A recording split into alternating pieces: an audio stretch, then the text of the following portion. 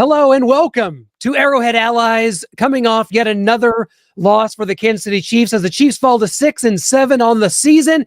We thought maybe we would have just a little more upbeat, a little more positive show here with our good friend and our guest here this week. It is Joe Theismann, former NFL MVP, Super Bowl champion, is joining us, and we're going to get into all the things Chiefs and non-Chiefs related. Joe, welcome to the show. How's everything going? It's good to see you here. It's something about the holidays and Christmas coming up. It's just good to see you. You just brighten my holiday spirit. After last night, I'm sure there aren't a lot of things out there that can brighten you, but I'm flattered that you say that. Thank you. Well, it's great to have you. And we got a little better in the looks department, Joe. I don't know if you noticed here on the show, Milena Caitlin Barrett on the show now. She actually did a commercial with you in Japan. She was a Chiefs cheerleader back in the day in 1998, and you guys did a commercial together. Gosh, that's unbelievable. Isn't that funny? Like almost 30 years ago. You haven't changed a bit. Oh, neither have you. Oh, yeah, right. Okay. We'll see. Yeah, that was an incredible experience. It was Lamar Hunt's birthday party. And as a matter of fact, we were broadcasting at that time, ESPN, which I was at. We were broadcasting preseason games overseas. As a matter of fact, it was one of 13 trips that I made to Tokyo. And for the games and stuff. But yeah, Mr. Hunt was so wonderful to me and was an inspiration to me as some of the things I collect. You know, he was a great collector of unique games like Rock'em Sock'em things. And he had his apartment was at the stadium, and he was kind enough to share some of those things with me. And some of the collectibles that I have were an inspiration because of Mr. Hunt. Yeah, that's incredible and wonderful to reflect back on that and what a great owner he was. And Joe just coming in here, of course, we're fresh off. We're right out of the intro here, so we're getting everybody in, and people are probably a little angry coming in here, thinking about the things that have happened, and just want to get your initial thoughts here as the Chiefs are now 6-7, playoffs on absolute life support, and that might even be too much credit to give the Chiefs right now. Life support is probably not even accurate right now, but just your initial thoughts on where this is and where this Chiefs season is and kind of how we got here. It's sort of a one or two play situation when it comes to the Chiefs. There's two or three plays in a game that you can look at for the Chiefs that decide whether they keep drives alive and have an opportunity to win, or they drop the football, which they've done a lot lately, and really hurt themselves from the chance to win. I mean, the pass to Hunt going out of the backfield, that would have been a first down. Rashid, again this week. Travis, again this week. It's just you expect more. I think what the fans of the Chiefs are, of which I am, you just don't expect to see those things happen. It's like when you watch Steph Curry shoot a three, you expect it to go in. When you see the ball thrown to these guys, you expect them to catch them. It's expectations that basically through their skill level, they have created for us, the fans. And when it doesn't happen, it affects the entire football team because that's the direction you want to go in. I have to tell you, last night, I've watched Patrick for years. I think he's the best quarterback in football. And, people can argue with Josh about it, but I'm going to take Patrick. But he was a warrior last night. I mean, he does everything he possibly can, as do, a few others in this league. But he put everything he had in his heart and soul last night. And I'm sure I expect it over the next 4 weeks as well. If you can run the table, there's always that outside chance that somebody's going to stub their toe. Absolutely, Joe. And just talking about that, and you kind of touched on it there, you would take Patrick over anybody else in the NFL, but he did have a 19 QBR. He did have 3 interceptions. He was under 50% completion percentage. A lot of his passes, well, some of his passes were underthrown to Hollywood Brown, maybe behind Rashid, a little bit behind on the shoulder pad to Kareem Hunt, behind on Kelsey on the one that ended up getting intercepted at the end of the game. What do you make of that in his season and kind of his play last night? And do you think he's having a little bit of a dip these past couple of years? Yeah, it's been different for him. I mean, you look at a lot of guys, a lot of receivers make catches when the ball's not hitting him in the chest or hitting him in the face, as one did last night we saw.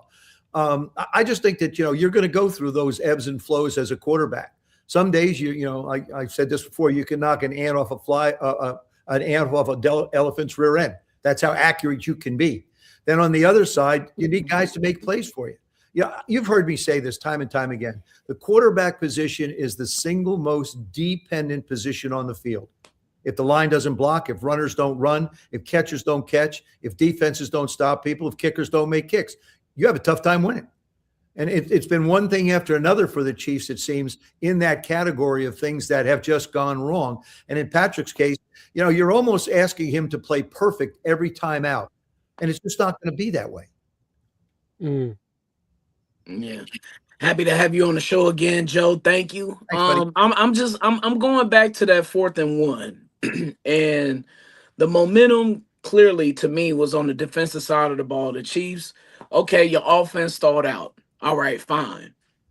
But to go for it on your own 31, especially when the defense had 4 straight 3-and-outs for the Texans offense coming out in that second half. Chris Jones is playing like a man possessed. Yep. He came out swinging in that second half.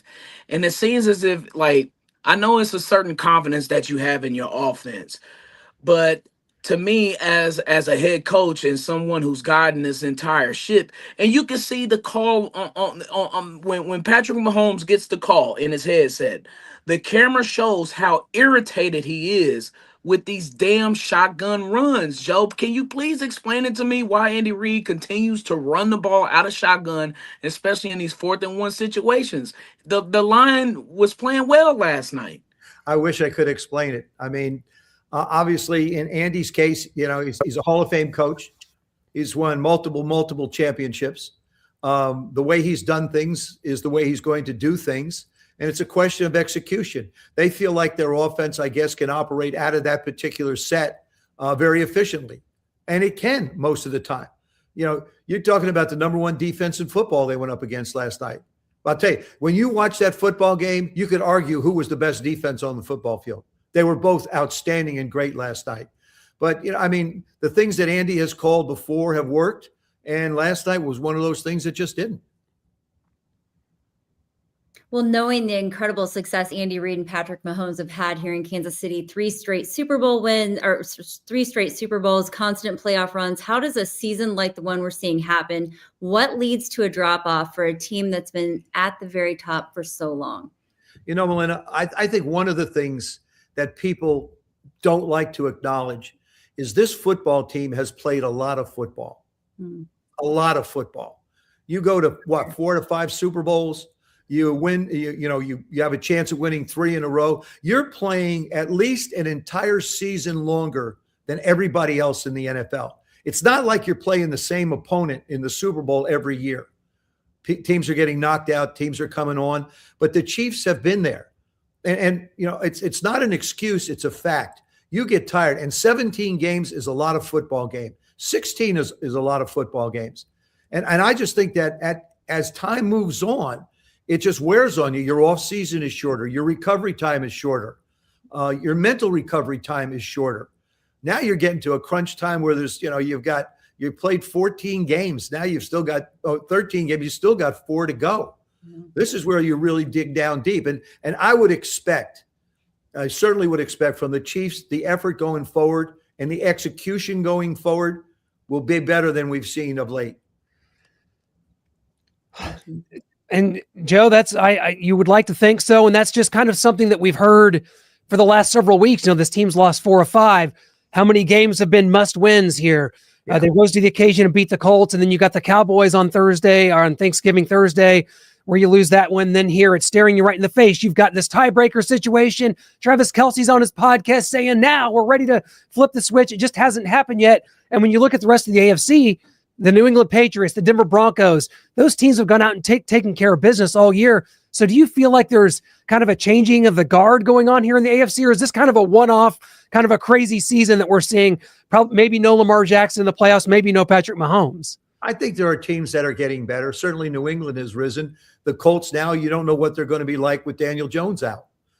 There's uncertainty there as far as they go. The Houston Texans are storming in. CJ is back. The defense, like I say, it leads them in a big way. So you've got different teams in the AFC that are making a run. I mean, when you're at the top of the mountain, there's people climbing to come and get you. They want to be there. They want to be where you are. And the Chiefs have done that. But I still, I just still can't say no to what the Chiefs could do. Like I said, if they run the table, they could get going. And remember, the offensive line was a shuffled operation again last night. That's sort of been the Achilles heel a little bit over the last few years, is they've lost key people in the offensive line. And if I was to build a football team, that's where I start. I was blessed to have an incredible group of guys called the Hogs. I mean, for years, they were outstanding, allowed us to run the ball, allowed us to do a lot of different things for Doug and Mark and myself. The Philadelphia Eagles a few years back, same thing. Kansas City Chiefs, few years back. The Steelers have always been a team that counts on the offensive line. The Ravens, when they had the offensive line. And to me, one of the biggest areas that's been shuffled on a continuing basis is Kansas City's offensive line. Yeah. Well said. And Joe, there's a lot of outside noise. A lot of people are excited. Other NFL teams, all 31 other fan bases are excited. They say that now that the Chiefs don't have the refs on their side, now we see what kind of team they really are. And they say the dynasty's over. One down year, it's finally over. It's vanquished. We can be done with them and let the new people rise. They also say Tom Brady never lost or never didn't make the playoffs in his prime. And here's Mahomes. So the GOAT conversation's over. Brady has it. What do you make of all this noise from the outside? I think it's noise. That's all it is. And as a player, you just have to, you have to just close your ears, go about your job, do the things that you need to do to be able to win football games. How do you get better as a player? This is the question you have to ask yourself.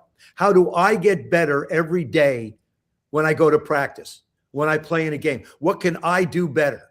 Do I need to focus more? Do I need to concentrate more? Do I need to stay after practice and work on a few things to make me better, to give our team a chance to be able to win? Because everybody is interdependent on one another. It's broken. Football teams are broken down to 3 separate units: offense, defense, and special teams. So, you've got all 3 of those units that have to cooperate and work together. And, it's the craziest thing in the world, but you need kickers to make kicks. I mean, that's what, third of the games decided by 3 points or less in this league today. That's how close it is and the parity that's there. But I think, every person needs to take a long, hard look. You can't sit on your laurels. This is a what have you done for me business, not what you did for me before. Joe, you've been involved in so many great teams with Washington back in the day, and when the window is either open or when it's closed or closing. Closing. And last night just seemed like poetic justice for what the rest of the league has been hoping for the Chiefs. I don't know, man. Did that look familiar to you? Kind of look how Kelsey was looking at the end, kind of how we couldn't make any fourth down, conversions.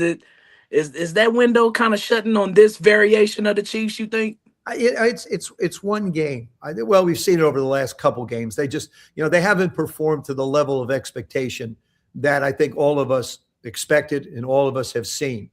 And what the reason is, I just don't know. That's for each player to decide what reason they were. I can tell you Chris Jones continues to be an absolute beast. Spags does an incredible job with that defense, getting him in position to make plays. I mean, there were guys knocking each other out on that football game all the way around on both sides. When you see things like this happen, you really fight, like what you're talking about is, well, is it finally coming to an end? Is this run over for us? You can't even, that's the noise you want to keep out. That is the noise you don't want to hear.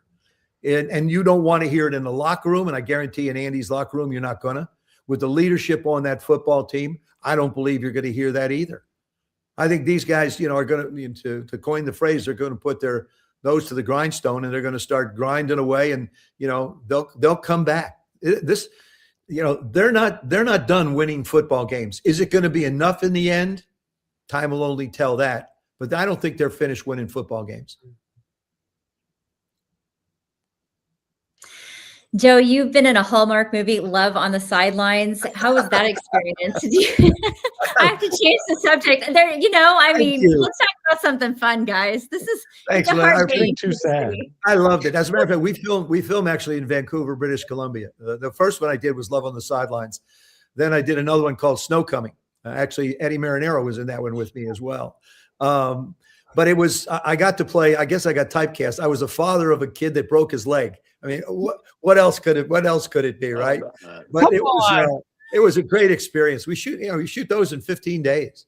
They pump out 100 movies a year. I mean, Hallmark is one of those great stations where when you put it on, if you're having a tough day, you pop your feet up, you put a Hallmark movie on, and at the end of that movie, you feel better. All of Kansas City must be watching Hallmark movies right now because we all need a good Hallmark movie. What's your favorite Christmas movie? Oh gosh. I'm hearing so much about the Grinch, but it's not A Christmas Story. The Grinch is a good one, though. Yeah, it is. I mean, it's such a wonderful time of year that we celebrate a birth, and we celebrate the family and the opportunity to give. And this is something I think people appreciate, not to receive something, but the greatest things that we can do is to be able to give things, give your time, give someone who in need, sit down with them if they need to talk, listen. So this is a gift giving time, but for us as people, it's to give one another. It's a very tumultuous year in so many aspects and in so many ways away from the world of sports. This is time where people really need to look at one another and say, I'm here for you. I'm your friend. If you need something, let me know. And put an arm around somebody, help somebody into a chair, help somebody across the street, help somebody carry groceries, go shopping for someone that may not be able to get to the grocery store. Do those little things. I promise you, your heart will be warmed so much more than anything you could possibly receive. Amen. Wow, Joe, that was amazing. And I don't know how to transition out of that because I've got a very serious question now. we're missing all the beats here, but I'll tell you this. You're Notre Dame Fighting Irish, left out of the college football playoff. Just wanted to get your thoughts on that. And then the opting out of the bowl game. Are you okay with that? Are you not so much on that side? What do you think about that whole thing? I'll answer your second question first. Opting out of the bowl game, Marcus made the decision and the team did, and I support them 100%. They had their reasons. I totally support what Marcus Freeman does and his football team and Pete Bavacqua and the administration and everybody at the University of Notre Dame. Whatever decision they made, I'm 100% behind it. As far as the college football playoffs goes, I don't know if we have enough time on the show to be able to go in the direction. But there's a couple of things. First of all, how can you be ranked above someone all year, and right at the end, they flip you out? How can you lose 3 football games and still be in? Mm-hmm. They want to go head to head with Miami. Well, Alabama lost to Florida State in the first game of the season. We lost to Miami. Where's Florida State now? I mean, Mike had a tough year down there, a tough year, but yet they beat Alabama. And oh, by the way, did they lose to Oklahoma? And I don't know if anybody watched the SEC championship game, but that was if they don't want to play, if they say if Alabama didn't get into the playoffs, they probably may as well not wind up having the playoffs. I don't think they want to go back and go through that again. But I mean, and this is not, it's not Alabama's fault. It's not Miami's fault. There's a committee of 12 that sat down and discussed a lot, it seems like. And I think they erred tremendously when it comes to the University of Notre Dame not being in the college playoffs. We lost to Texas Tech. We lost by a total of 4 points, Miami and Texas Tech at the beginning of the year. And we've run the table in unbelievable fashion. This was a team, I believe, on par with Indiana, on par with Ohio State, on par with Texas Tech. We were that good.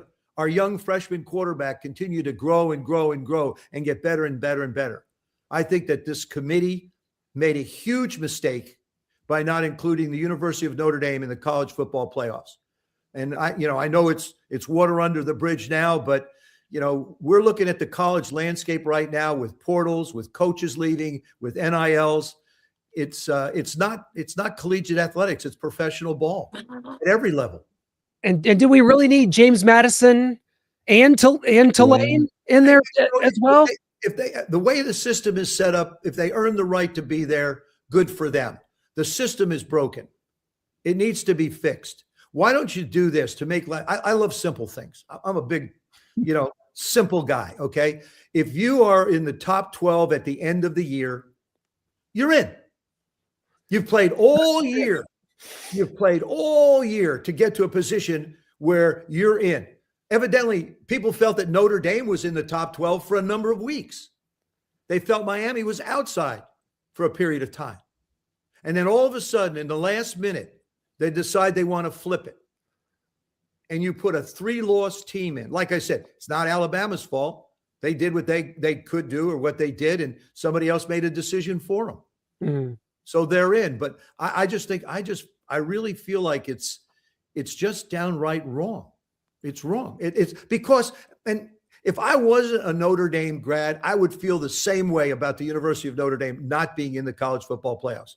Now, you might say, yeah, Joe, but you are. Yes, I am, and a very proud one. But the fact of the matter is, these guys earn the right to be there. They won more football games than a particular team that's in it than they did. And to me, it's about winning. It's not about whether it's a conference championship. And, just because you win a conference championship, you automatically get in. I'm sorry. That just doesn't sit real comfortably with me. Well said. Well, we agree, Joe. Clint and I have talked about it a lot. We would also put Notre Dame. We miss Notre Dame not being in there. And I mean, like you said, Clint and I didn't go to Notre Dame. We took a semester at Holy Cross and flunked out. We copied off Rudy's paper, and we didn't make it through a semester. But we used to right across the lake. We used to stay at St. Joe, right next to Holy Cross. When we a night before games, it was really funny. My room faced the campus, and it faced the lake. And at night, when I was in my room, on a Friday night before a game, I could hear and see everything going on campus. And we just sat in our room and got ready to go play football. Joe, I got to kind of switch here. We're going to Washington. There's a new stadium that's coming. Yep. Donald Trump says he wants the stadium to be named after him. So I got to get your thoughts on Donald J. Trump Stadium, and then my proposal for Joe Theismann Stadium. I like that. Again, I'll answer the second one is a no-go. Okay. And President Trump is our president. And whatever Josh Harris, our ownership, decides, that's up to them. Whatever happens is going to happen, and we'll just, I'll go there. I'll attend the games just like I always have, and we'll see how it goes. Yeah, I want to know who you like in the NFC. I think the Rams. I've always picked the Rams to go to the Super Bowl from that conference. Who are you liking? I agree with you. I think the Rams, even though they stubbed their toe a couple of weeks ago, they came out with a vengeance. I think they're a very complete football team. Sean's a heck of a football coach. And Matthew has a really great shot. And, Josh has had these moments where it's like he's Superman. Then all of a sudden things don't go that well. The Rams have been pretty consistent, and Matthew certainly put on a heck of a display. And Puka's unbelievable. I mean, and defensively, we know that they're going to be good. I do look at the Rams. I think, the Eagles, you don't know what they're going to do. You don't know if they're going to catch fire. You don't know if they're going to, have more things going on in their football team that create issues and problems. I think that's a football team that certainly, you could wind up having to reckon with. So, yeah, but I'm sort of looking at the Rams. I agree with you there. Yeah. Right. Joe, you spent so many years as one of the most recognizable broadcasters in the sport. How do you feel about the current era of NFL broadcast? And do you have a favorite crew right now? It's, I love to listen to everybody. The game is a different game. We used to have real disciplines when we broadcast. Mike Patrick, Paul McGuire, and myself, and then I work with Tony Kornheiser and Mike Tirico. And Mike Tirico is so unbelievable. If you asked him to say, look, you're broadcasting the Rams Giant game on Sunday night. I need you to do a Tiddlywinks contest on Tuesday. You would think Mike was a Tiddlywinks aficionado by the time he got there. I mean, he's such an incredible student and an unbelievable guy. So I was blessed to work with great directors, great producers, and great people. But back when I was in broadcasting, most people huddled. So you had a chance to be able to say what you wanted to say, and we had a sort of a standard. When they broke the huddle, it was time for me to be quiet and Paul to be quiet and Mike Patrick to do what he was supposed to do. Basically, tell us down, distance, everything else that goes on.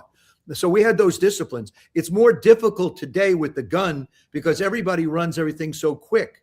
And I think when you listen to announcers, what can you say very succinctly? What can you say that's impactful? And get out so the fan can watch the game, because they're really not there to listen to you. They're there to watch the football game. And so those are the things that I look at. And, I have different guys I enjoy. Joe and Troy are good friends. And, Mike and Chris are good friends as well. And, I just listen to a lot of different guys. Tom is sort of new to the business a little bit as far as getting himself, feel his way. I just think that there are different guys that bring different things to the table, and you can learn from each of them. Well, we all learned so much from you, Joe, from your time. We've talked about it so many times, you being on here, about that Sunday night crew. I was just watching a game from 1994, Chiefs Raiders, where you were on the call.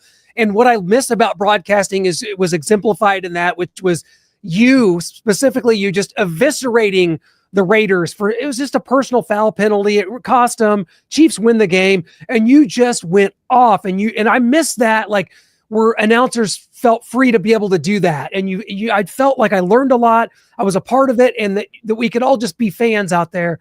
I miss that in broadcasting a lot. Well, the thing is you never want to criticize the guys because you know how hard it is to do what they do. I mean, it's tough.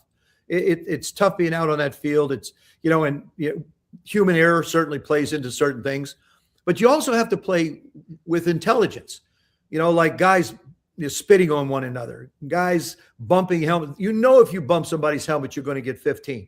You're going to hurt your football team. The object is to be on the field to win football games, to help your football team win, not lose. And sometimes, emotions run high. It's an emotional game. Heck, if you're not emotional about this game, you shouldn't be playing it. But there are certain things that happen, and it's like that's not right. It's not the right thing to do. Wrong timing, wrong time, wrong place. But like I said, I just enjoy so many different telecasts. I love watching college ball. I love watching pro ball. I love watching the CFL when I get a chance to watch that, because I spent 3 years in Toronto and loved it up there. So if it's a football or it looks like a football, I even watch rugby because it sort of looks like a football. That is fair. Joe, I cannot thank you enough. If we don't talk, Merry Christmas to you. And I feel like that all you talked about giving and giving time, you giving us time today to sit and talk with us, maybe will help us through this holiday season as we're having a little rough, at least as far as Chiefs fans go this year. Thank you so much again, sir, for being a part of our show. Thanks for bringing up the movie. Thanks for bringing up the movie. I appreciate that. Oh yeah, thank you for being on. Thanks so much. Happy holidays. Happy holidays. Happy holidays. Always an honor, my friend. Talk soon. That was the great Joe Theismann, and I'm so glad that we had Joe on early. Bill Maas is going to be joining us here. We're going to get really into the weeds, kind of on this loss, where the season's at. We got into some of it there with Joe, who is it safe to say Joe's a little more upbeat and positive about the Chiefs right now than I think maybe any of us here, and we may be going right into that with Bill Maas here, who joins us right now. From Joe Theismann to Bill Maas, welcome to the show, Bill. How are you doing, sir? Noah, how we doing, man? How's Joe doing? Well, he's a little more positive about the Chiefs right now than we are, I think. Yeah. What does he think about Notre Dame? He was not as positive about that. Very frustrated, not understanding how Miami jumped them when they were ahead of them, not understanding why JMU and Tulane, because the rules are in, they were top 12 all year. He just didn't get it. What do you think about I wasn't listening before. I just got back. And what did he think about Notre Dame saying like no to a bowl game? He was supportive of that. He supported that because he said that the team voted on it. And that's so he had the support of that. Surprised. I was surprised.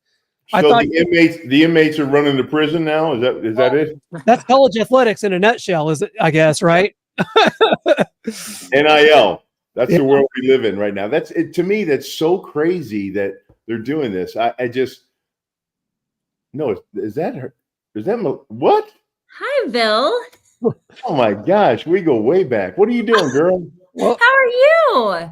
It was a big day for you yesterday. We saw you on the drum on TV, right? We were watching the game. Ring of Honor. What else? You've got the drum deck, the Ring of Honor induction. Talk about last night and what that meant to you. You know, it was really surreal. So many things come to mind. Like, first of all, I remember sitting in my parents' bedroom watching the TV and watching the Chiefs play in like '75 with Len Dawson and Buck Buchanan, Bobby Bell, all the guys, right? And then when I was in the same house when I got drafted. So a lot of memories came back, and my father wanted to know, like, well, where are you? Where are you going? Kansas City, Kansas, Kansas City, Missouri. We didn't know. I was in Philadelphia, and we came out here and became a part of the community, the team, the franchise, and it's just been great. I've known every single one of the players on that wall except for Joe Delaney, Mm. and who died way too early, of course, and Mac Lee Hill. And I didn't get to know those guys, but I met and have hung out and have friendships with everybody else that is on that ring. So it was really special. I thought about it since May, since Clark called me, and but when they dropped that veil, it was really touching. So pretty neat. Congratulations. Thank you. Man, glad to have you on the show, Bill. Last night, Chris Jones' performance, and you're a D-line aficionado, so I have to ask you about this. It makes me wonder, like, he was playing like a man possessed in that second half, man. And he's shown the ability to take over a game, and he's done that in the playoffs too. But it just gets me wondering, like, how come we can't see this every single game? I know it takes a lot and things are on the line and all of that, and our playoffs are on the line or whatever, but it's like that's what's most frustrating about this team, is like all of these players have the ability to show up and take over games like how Chris Jones did. But specifically on the D-line, how come we haven't seen that intensity from all of those guys throughout the entire year? Fair question. Really fair question. And I think that this isn't a watered down version of anything that's just here in Kansas City. I think you could look at that across the league and say the same thing. Third and long, when third and long is there, or second and long, guys, it's a different aspect. There's incentives. There's a lot of money on the line. There's different deals that go on that changes your mindset from going 110 miles an hour on every single play back in the day, because we just played. All these other things weren't in effect. They weren't in line. It wasn't. And you get upset too. And I can see Chris Jones being upset, and I can understand his reason for being upset, because I played that position inside. It's a very demanding position. You have a short window of time, 3 or 4 or 5 years maybe, for greatness, where you can dominate, right? But the demand it takes on your body, you'll be done in a short time. I go back through the history of nose tackles and defensive tackles forever. John Randall to Joe Green, Warren Sapp, in between, everybody in between. There's a million of them. They're so good.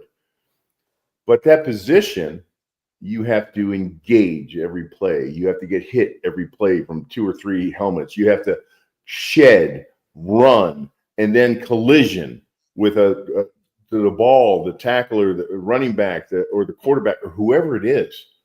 I mean, that's a lot of work. Not like a free safety back there, okay? It's a lot of demand on your body. So what they're asking of him to do, and he's saying, like, guys, and this is the nuts and bolts of it. Whoever gets the one-on-one draw, 5-on-4. There's 5-on-4, unless they keep other people in. But normally, just straight up 5-on-4. Whoever gets the one-on-one win, somebody's got to win. You have to get to the quarterback, and if you don't, you're not doing your job. Period. And these guys are getting paid a lot of money next to them that aren't getting the job done. And so he's like, you're going to do this to me? Okay. Yeah, well, here's what I'm going to do.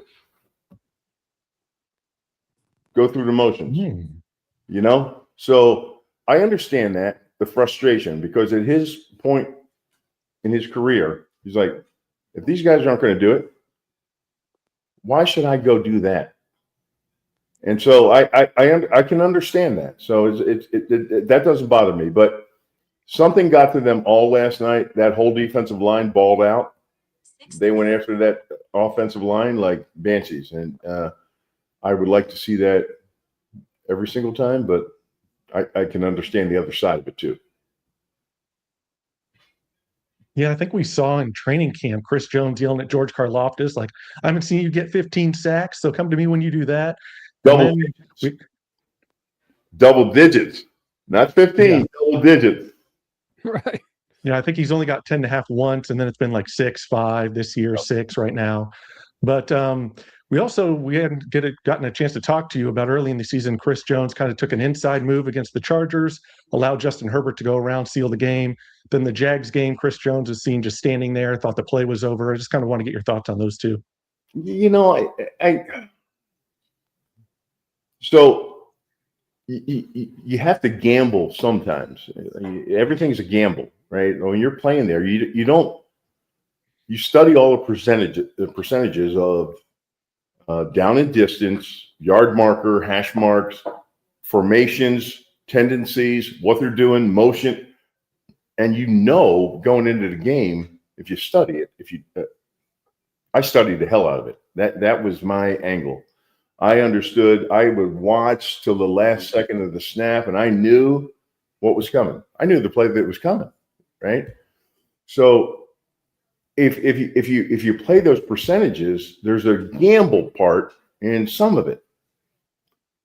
65, 70%, they're going to do this, they're going to run here, but they could play action off of it to something else. You had to play those percentages and understand it. But there was always keys in between those percentages that I would see. Stances, gaps between linemen, tight ends, running backs, depth of the running backs, where they're going to be, how far they're going to be back. So it was a gamble, but you took those chances and gambled. I think what Chris did was a gamble, but it wasn't thought out to that level. I think he said, like, he has his choice on those downs. I don't know if you guys know this or not. Maybe, I'm sure you do. That he has his choice on those downs to pick up who he's going to line up over. And he tries to pick the weak link and get a one-on-one matchup. And so in time that they can't slide protection to him or chip on him or have a tight end over him, or they don't know where he's going to line up. I think he chose that, and he saw something he thought he could get, and he just didn't get there. And it's tough. It was frustrating, especially on the Chargers game. That was a tough deal. But it cost him, because the number one thing you have to do, the number one responsibility when you are the 5 technique on the edge of the tackle, the number one responsibility is you have containment. Nothing gets outside of you. So when you ducked inside, it's okay if you duck inside, like Art Still did it, Mike Bell did it. They were like, whoop, ole, bye. And they'd be inside, but they'd still be able to contain or run a flat line to get to contained to the sidelines. He lost containment. When you lose containment, I think that's why they got upset. Well, Bill, we knew going in the Texans defense was one of the most feared in the league. You knew that the Chiefs offensive line was going to be patchwork, and it became even more patchwork one play into the football game. But as you look at the offense, there seemed to be opportunities to move the ball, opportunities to score. What do you kind of attribute more the fact that this offense did not succeed in the pivotal moments last night? Mahomes underthrew a deep ball to Hollywood Brown. He had certainly not his best game as a Chief, under 50% completion percentage, the 3 interceptions. And then you had drops. We saw that all night too. 8 drops on the day. Noah Gray, Travis Kelce, a pivotal one, and Rashee Rice as well. So what do you kind of see from this offense last night that kind of cost the game there? I just think like sometimes you have it and sometimes you don't. Like right before the halftime field goal, doink. It's just one of those years. The drop passes, we don't have an explanation for all the drop passes. It's just one of those years. And look, right? I mean, the run we've been on, hell, if we got a year like this, we can live with it. We'll be okay. It's just how they go about it from here on, and what they want to do and what they want to strive to do. It's not going to be about trying to get the 7th seed. It's not. It's going to be about right now. They're figuring out we have to reevaluate everything from top to bottom. Our mentality, our coaching staff, our play calling, our scouting department, all of it, right? We've missed on a lot of high round guys we kind of pushed them along, but we actually missed on them when you're drafting 31 and 32. And that's just it. And when you can't get some guys and build depth, it's difficult in today's day and age. Listen, training camps cut down. There's no pads. Practices are cut down. There's 2 hours a day. It has to be filmed and turned in per the collective bargaining agreement. NIL is shit to come. I'm sorry, but the shit that's coming out of college. Let it fly. Let it fly. The shit that's coming out of college now with the NIL situation. I mean, that's just ridiculous, right? I mean, you can't tell. If you yell at a kid, he's like, portal, bye. I'm going someplace else, and someone's going to pay me money. You can't get the best out of a player until they fix that whole thing. It's just going to be a crapshoot when you're drafting, because you're not going to be sure what you get. And we're in a weird time right now with where the college NIL deal is, and these players want to come out early. These players that are prima donnas, the players that don't know how to work, they don't have work ethic, and they don't have. I'm not being an old school like dad or an old school man or an old. I'm just saying, like, to do the things you have to do to play that game the way it's played, it takes exceptional discipline and training. And if you take away the training part of it, your product is going to be diminished. And that's it in a nutshell. And that's what we're seeing more and more.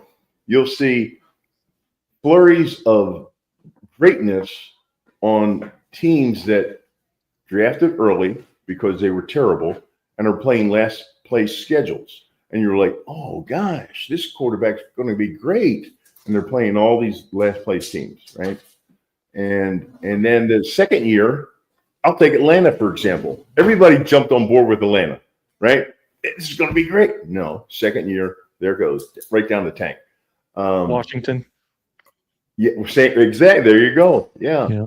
So Jaden Daniels, yes, this is it. Boom, gone.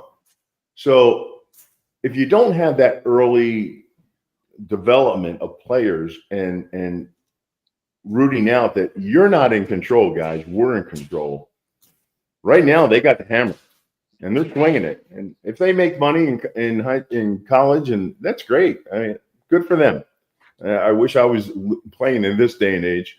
I probably wouldn't have had to play pro, but it is what it is right now. But that's the nuts and bolts of the whole deal, right? That's where we're at. Yeah. I've interviewed a lot of guys at the NFL who said, every play can be like a car accident. Do you think that the Chiefs are just physically exhausted, mentally exhausted? Is it a combination? Like, what's going on? Great question, Mel. Great question. I mean, yes, and yes. So when you play that long, the same guys and the salary cap, factor in all that stuff. I mean, where they're drafting, they missed on draft choices. Factor all that in. Yeah, if they were able to hit on some of those first and second rounders that were really strong players, would have been a different situation. But they didn't. I mean, Clyde Edwards-Helaire, Felix, those guys. I mean, if they were able to hit on those, if Felix was a Derek Thomas and Neil Smith and Art Still, we're good, right? But yeah, so the 4 more games every year, 4 to 5 more games every year.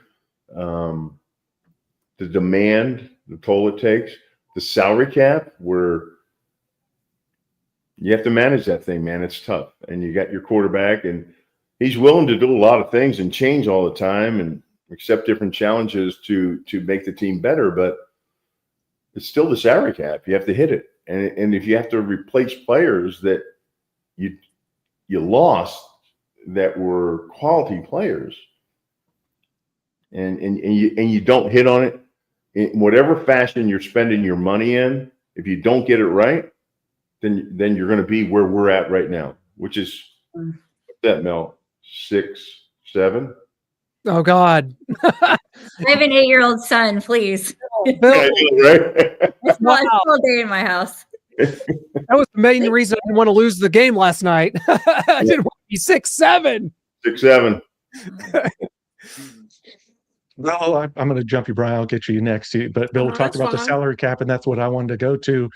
Just with George Karlaftis, would you have paid him if you were the GM, if you were Brett Veach in the offseason last year, looking at his production, looking at what you could possibly get in the future? If you don't, what are you going to do at defensive end then if you lose a George Karlaftis and then your defensive line's really struggling, but you got to look forward to the future? You got McDuffie, Jalen Watts, you got a lot of money coming up and not a lot of money to spend. That's a great question, too. Prior to this year, I mean, to me, he's trying harder this year than I've ever seen. And George is George. He's a workaholic. He's gritty. He's tough. He's not going to back down to anything. He's going to take on every challenge he has. We've had discussions, alumni guys who get together and what do you think? Whatever. But where he's at and what he's done, the argument that him and Chris Jones got into, right? You got to know that there's something there. There's something to what that statement was said. Hey, don't talk to me till you start getting doubles, okay? You're the edge rusher. I'm in here getting pounded by 3 guys. I saw Chris Jones the other night, and he had center, guard, and tackle hit him in one thing, and he's throwing, blowing, and I'm like, damn, man, I know what you're going through, dude. I respect the hell out of you. And you're on the edge, yay, running around the corner, that's great. I love your speed. I love your athleticism. I love all that stuff. But damn it, get there. If you're not going to get there, don't give me all your other BS. Well said. Well, I want to stay on that line, but rather on the offensive line. And it brings up a question for this coaching staff and their eye for talent and evaluating talent. Esapole got in at left tackle, and Daniil Hunter I think he only had 2 pressures on Patrick Mahomes the whole night. And Esapole came in and filled in nicely. I have never seen Wanya Morris in his, 2 or 3 years of playing for the Chiefs ever play that well. And it brings to me a question of, why didn't they see this before? Why was Wanya Morris always the backup left tackle and not Esapole? And it's you can look up and down the roster. There are several positions like that on this team. But is that fair to come into question with that? I'm going to tell you something, Brian. You're pretty astute. So my understanding was, this was this guy's first snap ever in an NFL game. Is that correct? Yes. Yeah. I saw him and I watched. when I saw one day go out, I go, you got to be freaking kidding me, right? And so I watched this dude come in. I loved his size. I loved his body shape, the long arms, the thick hips where you can sink your anchor. I'm sitting there going, and then I saw his footwork, and I'm going, wait a minute here. Why wasn't he playing before? And Brian, I'm telling you, you saw the same thing I saw, and maybe I haven't seen enough, but the guys he was going against, one-on-one on the outside, I was like, damn, man, you guys, you have somebody there. And I don't know. I can't answer the rest of the question for you because I'm not there in the scouting department. I'm not there in the coaching deal, seeing everything, every rep, every play. Maybe there's something about him that personality-wise or whatever reason they have to like just take baby steps to get him there. But he was forced in and had to play. I think they might have something there. Not only that, but you saw Noah Williams come in for Trent McDuffie, and he played great, and he's struggled to get on the field. You see Brett Veach in the offseason, they released Mike Pennell, trade a 6th-round pick to the Jets for Derek Nottie, who's ranked maybe the worst defensive tackle in the NFL. Then they bring back Mike Pennell. Like, what's going on there? It's a little confusing. Yeah, I can't answer those questions for you. I'm not in there. I don't know. I don't know what the reasoning is. I think just from sitting outside of the box, I think it might be more about cohesiveness within a locker room. And because I know that Andy's big on the guys. Everybody wants to know the guys, and they want everyone to be copacetic, right? So I can't answer that question. So I don't know that. But look, if you listen to anything I talked about on radio or podcasts about the Chiefs, anything I've ever said before, I went into training camp and they said, what are your needs? They said running back, left tackle. Everybody was talking about the offensive line, blah, blah, blah. I said, we need an edge rusher.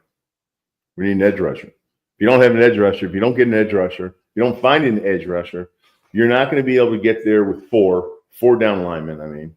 And when you can't get there with 4, which Spags has always found a way with, even if it took him through the course of the season to develop some young guys, he found a way to get there with 4. If you can't get there with 4 and you've had to lose some key guys in your secondary, I mean, you leverage everything.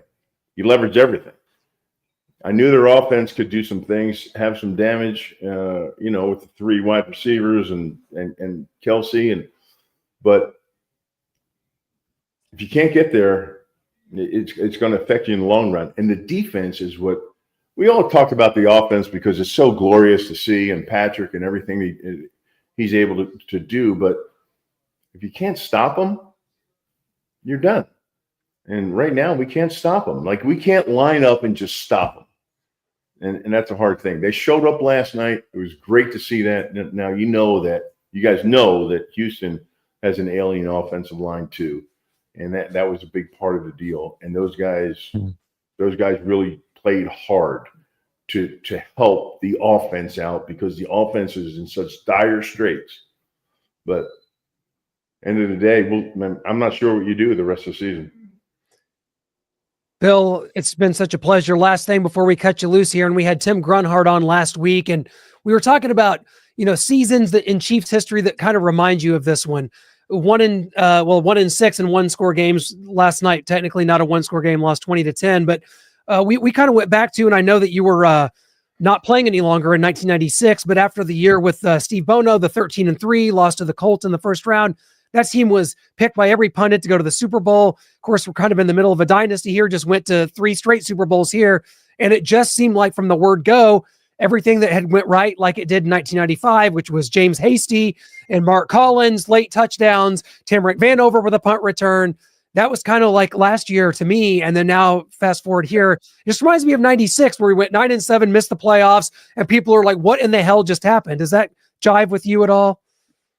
No, I get it. Absolutely. Yeah, that's what I was saying. It's just one of those years. I don't know. Look, I'm not like one of those astronomy dudes, but I'm on, social media, so I know that we had 3 or 4 super moons this year.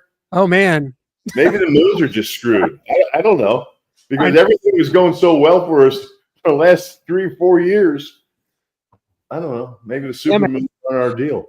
We back to the Super Bowl. Forget about the super moons, No, Yeah. 3 super moons in a row means no 3 Super Bowls in a row. I don't know. That's too much for me to comprehend. Maybe the tides. Take it in. Suck it in. Think about it. I have one uniform question, Clint, real quick. Go ahead. Did Willie Lanier ever give you crap about wearing 63? No, but I will tell you a little funny story about that real quick. So I just got back from, I think he went in 86, I think, or 87. He went into the NFL Hall of Fame. And I just got back from Hawaii. I'm back-to-back I'm NFL Rookie of the Year, back-to-back Pro Bowls, first team All NFL. And the phone rings, the old phone, the one you had to pick up off the wall. And I said, hello. It says,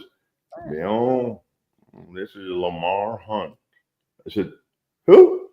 Lamar Hunt. I said, Lamar. I said, what are you doing? He said, well, I just want to tell you that you will be the last person to ever wear number 63. I'm like, shit, you're retiring my number? And he said, no, Willie Lanier's going in the Hall of Fame. That is awesome. I love that. Huge fan of his, and that just what a technically proficient player. I love all the tape from that era. So Bill, great stuff as always, man. Thanks so much for joining us and helping us go into the weeds on this. Congratulations once again. Chiefs honor, Bill Maas. You deserve it, my friend. I hope the loss last night did not taint your enjoyment of the festivities, my friend. No, not at all. I'll tell you what, though. Willie calls me all the time, too. We always said, hey, 63. Hey, 63. That's how we communicate. So it's pretty cool. I love it. Good luck. Thanks so much, Bill. Thank you. Thank you, Be Bill. good, guys. It's an honor. Happy holidays, my friend. You too. Ooh, he's great. I love that guy. He's just fun, nice. What great guests you guys booked tonight. Well, Milena, this is why we like to have 2 guests on. That leads us less time to feed into our own emotions and to say something that, I'm going to regret over time. This is perfect. We get great guests in here talking football and going into the weeds. That's what I love. So that's perfect. Listen, this season has not gone the way any of us thought it would be going, especially at this late in the game. But here we are. So I want to get you guys' last thoughts before we close out here.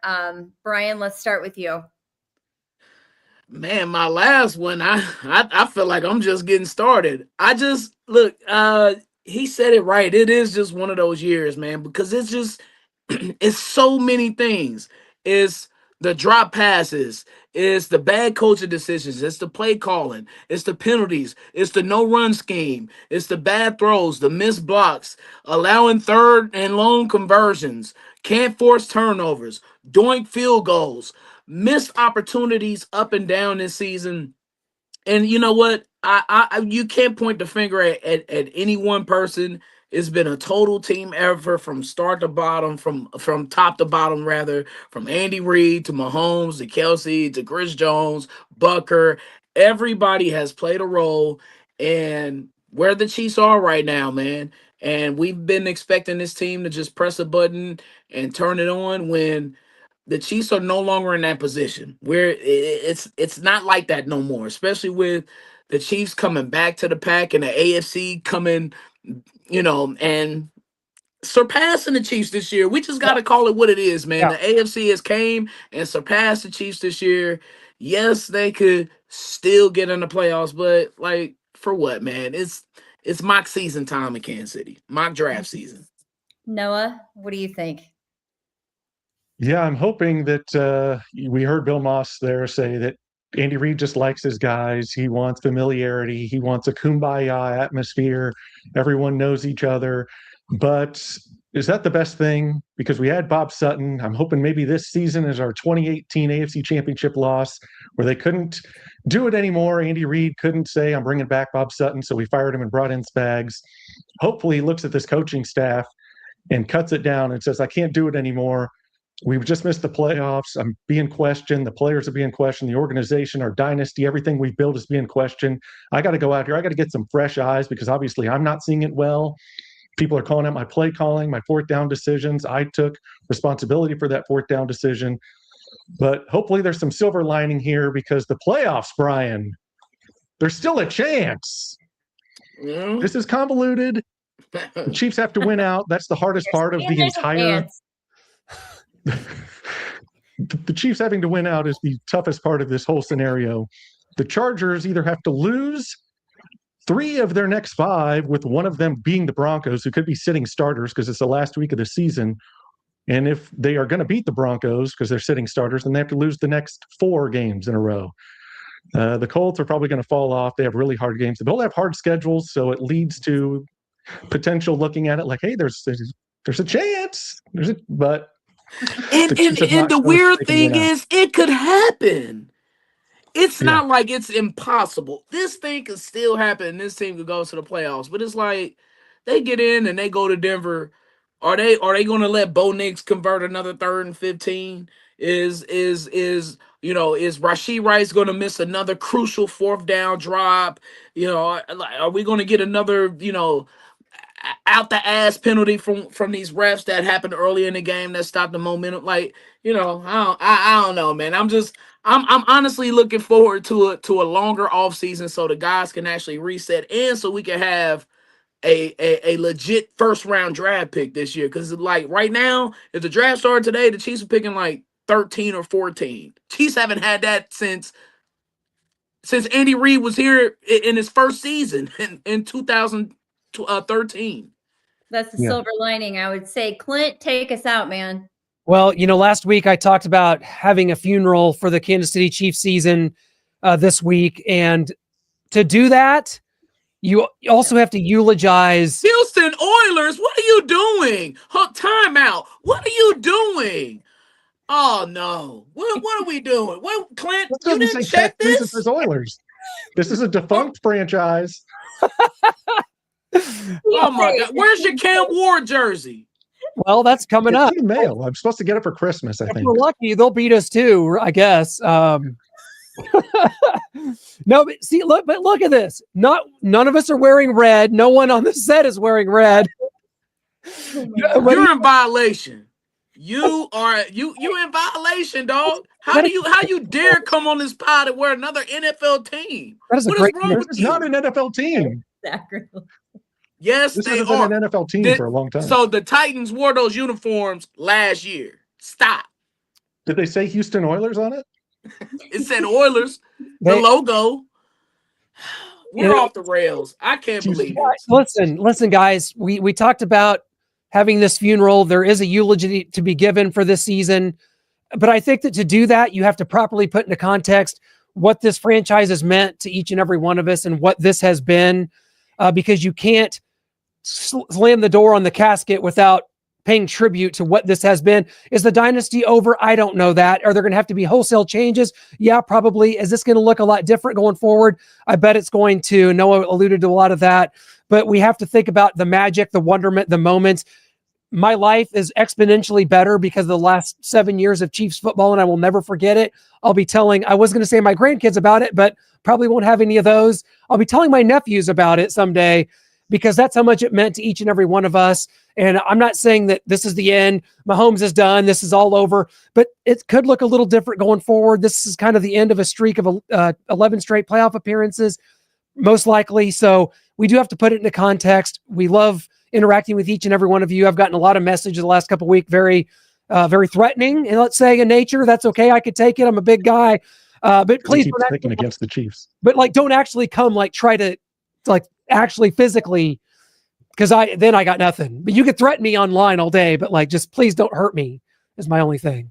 Other than that, Chiefs lose to the Chargers, and we just keep this thing going. I can't pick a I was going victory. to say we didn't do predictions, but I'll do a prediction for the whole show. Chiefs find a way to lose. Yeah. No, that's not my prediction. The Chiefs are going to win that thing 27-20. Well, that's no fun. I can't. Oh my gosh. 23-21 Chargers. Butker misses a field goal wide left. I don't know. Wow. Just some other debacle, any debacle. Pick it, choose it. Milena. Wow. Rain coming home. No, I'm going to pick the Chiefs 28-21. And Good score. Or- Good all old the school action's gonna 90s happen. score right there. and all the action is going to happen in the fourth quarter, like always. Probably and unfortunately and against us. But hey, we're here. We're riding it out on Arrowhead Allies all through the rest of it. We got 4 games to go. We're going to be here. We're going to take you through it. We're going to take you home, no matter how far that goes. So thank you guys so much for being a part of it. Thank you guys for continuing to support the show and support the guests. We try to bring those on because, you know, we feel like that nobody could say it better than the people we bring on here. And we truly believe that. So thank you. We appreciate it. Onward and upward. The sun will come up tomorrow, said Annie. Clint. Will, and there's a 16% chance the Chiefs are going to the playoffs. We got Eagles Chargers tonight. Let's go, birds fly, Eagles fly. Until No. next time, go Go Chiefs!